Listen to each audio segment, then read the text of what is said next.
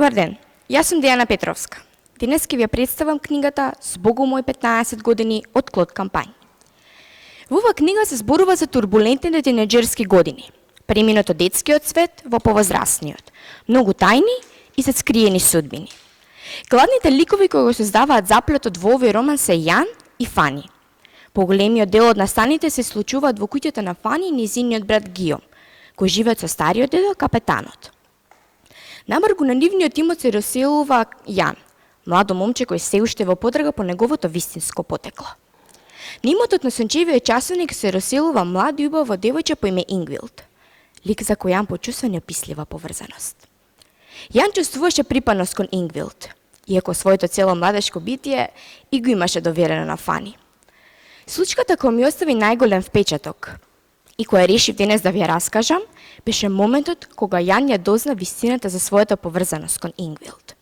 Имено, при интимен разговор меѓу Јан и Фани, Јан започна да зборува за неговото чудно однесување кон Ингвилд и дека за тоа се должи фактот дека почнал да запознава никој нешто од неговата татковина Норвешка.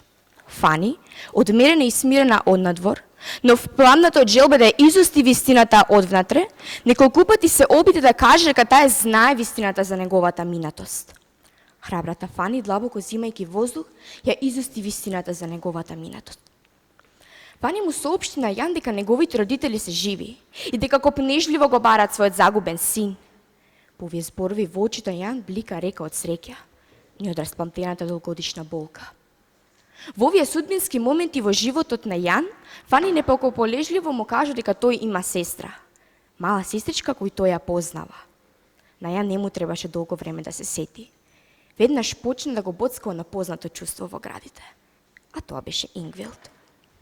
Свесна за опасност дека ќе се замине и дека ќе го загуби, но истовремено и безпомошна пред љубовта кон Јан, Фани ја кажа вистината.